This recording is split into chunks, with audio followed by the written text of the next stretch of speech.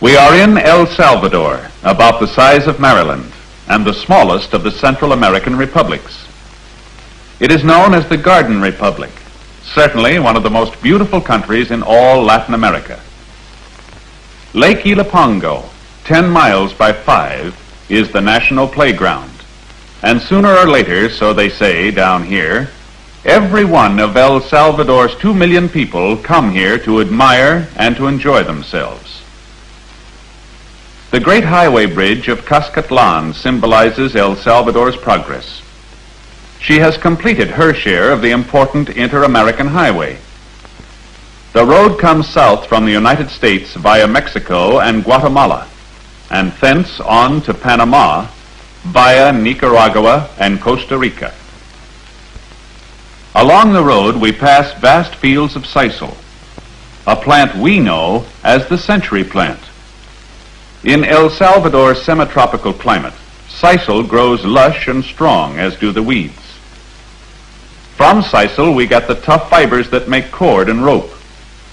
It is an important crop to all Salvador. Moving on, we visit a coffee plantation, one of the thousands of small family-owned ranches that are the pride of El Salvador. Whole families work when the crop comes in, for all coffee must be picked by hand. When the price of coffee is high, the people of El Salvador are prosperous, for theirs is one of the world's finest coffees and the most important crop in the country.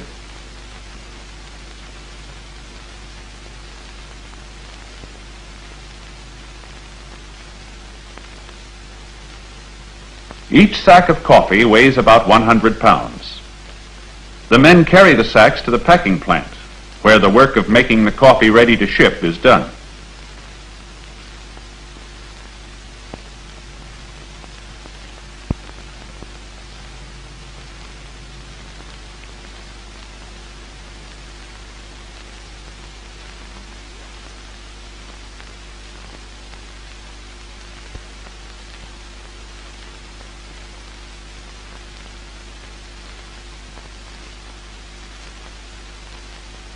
Sometimes these little plants are owned by one man, sometimes by groups of small growers working together. The washing of the coffee is important and always must be done in running water. The work is not easy.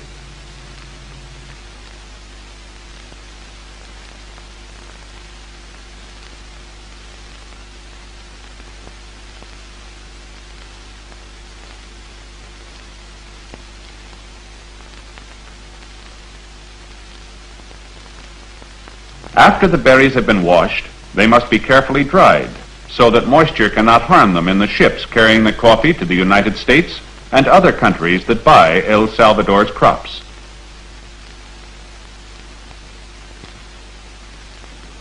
The coffee must be turned over during the day so that the sun can dry the berries evenly. Before the coffee can be used, it must be roasted. This is done after the coffee reaches its destination. The reason? Every country prefers its own method of roasting, which affects the flavor of the coffee.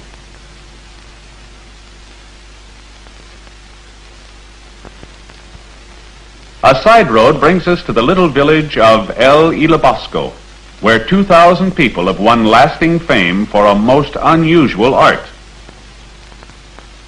Working with the simplest of tools, women of Ilobosco make the tiniest of figurines. Little clay dolls, designed especially for the Christmas season. The paints used are mixed to secret formulas.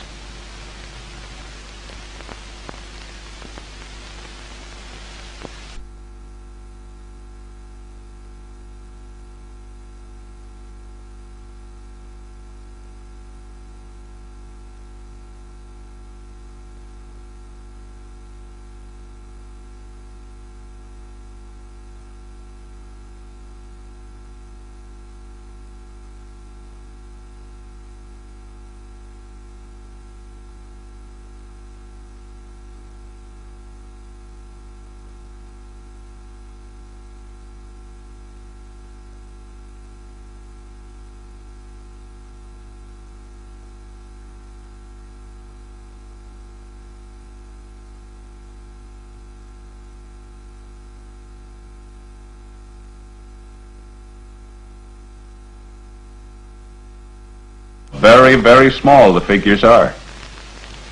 An Indian home. And here's all the family.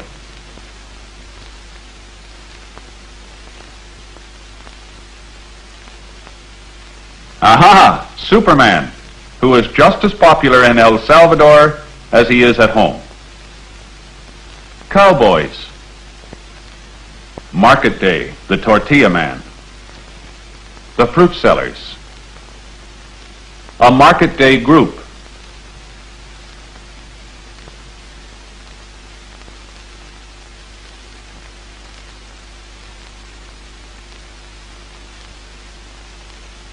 Sometimes the great inter-American highway develops traffic jams.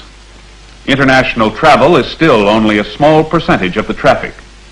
For after all, the road here belongs to the people of Salvador and their possessions, including the cattle. But we're soon free.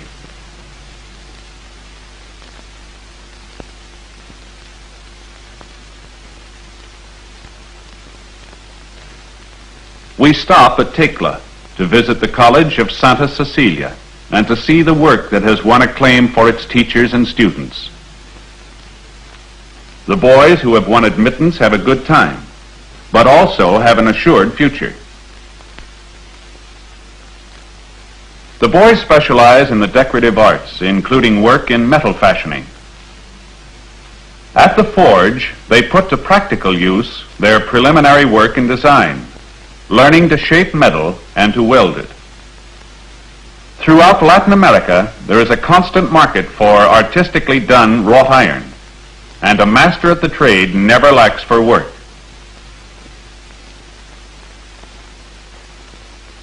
Other students go in for wood carving. They practice the use of hand saws in the old tradition of the carver. They learn that a mistake with a chisel can't be fixed, and that attention and carefulness afford the only certain results. The designs they cut are their own work, even to the most intricate patterns.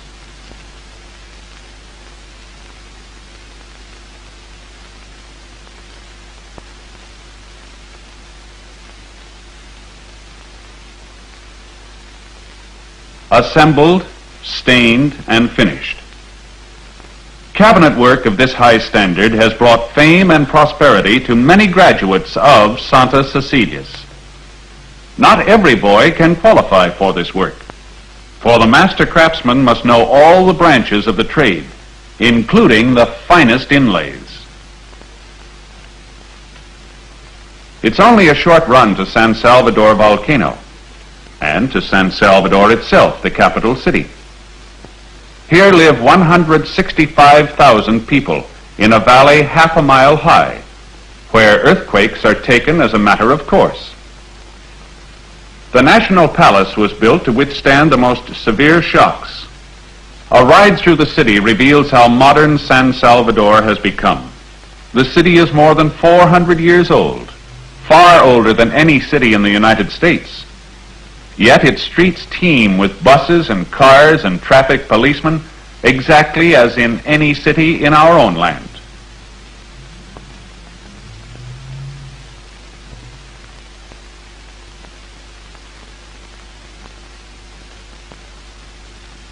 The house windows are a bit different. Always they are barred, in the old-time Spanish way. And after Mass on Sundays, when the women wear their finest mantillas, the central plaza always crowded. By custom, this is the hour to read the papers and to take it easy.